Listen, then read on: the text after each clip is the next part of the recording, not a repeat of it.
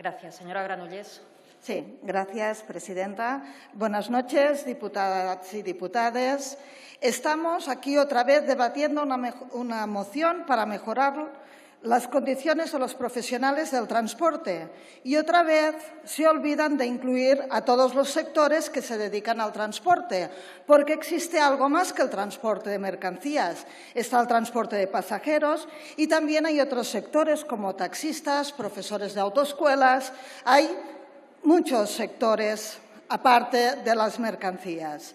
Avisamos a las señorías del PSOE, tan solo hace 15 días, el Real Decreto Ley era una tirita puesta en un desangramiento, que además se puso mal y tarde.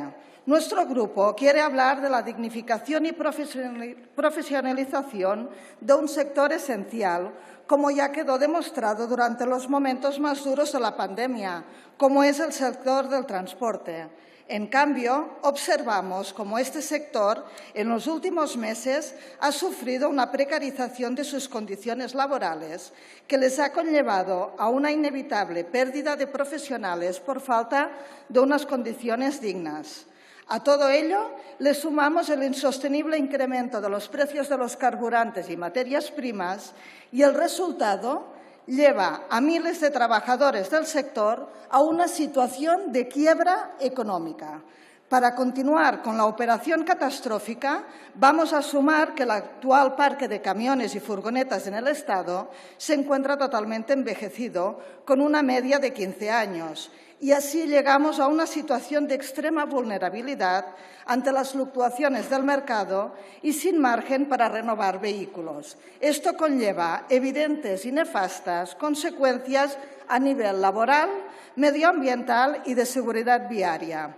Por todo lo expuesto, nosotros pensamos que debemos ser proactivos y buscar soluciones y que éstas, además, sean rápidas. Y nuestro grupo les propone 4 puntos.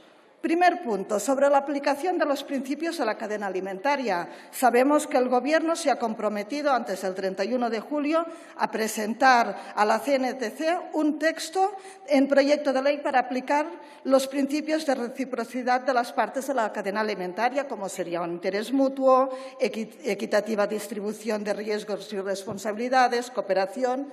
Nos parece muy justo, pero les preguntamos, ¿no será tarde?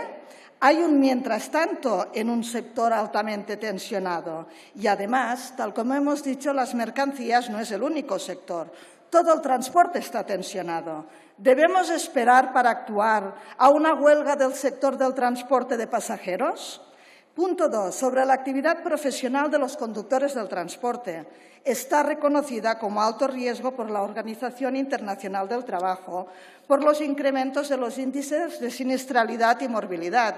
Desde aquí instamos al Ministerio de Inclusión, Seguridad y Migraciones a que reconozca en la actividad desarrollada por los conductores del transporte concurren las circunstancias exigidas legalmente en el Real Decreto 1698 de 2011 para rebajar la edad ordinaria de jubilación. Pues háganlo, porque el sector también lo precisa.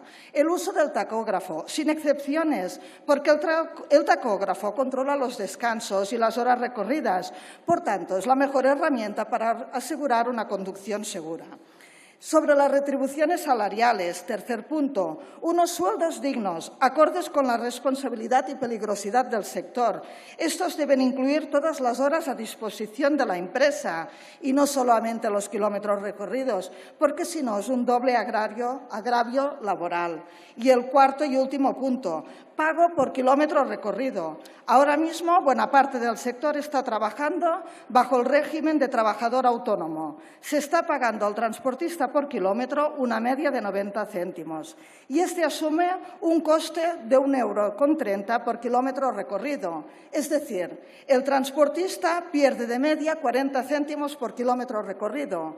¿Qué debe pasar para solucionar esta problemática? ¿Qué sector conocen ustedes, salvando el agrario, está dispuesto a pagar para trabajar? En definitiva, en vez de premiar a los sectores esenciales, tanto el agrario como el del transporte, que estuvieron al pie del cañón toda la pandemia, les estamos abocando al precipicio de la quiebra. Y termino. Es necesario solucionar con rapidez esta grave crisis de precios intensificada por la invasión de Ucrania.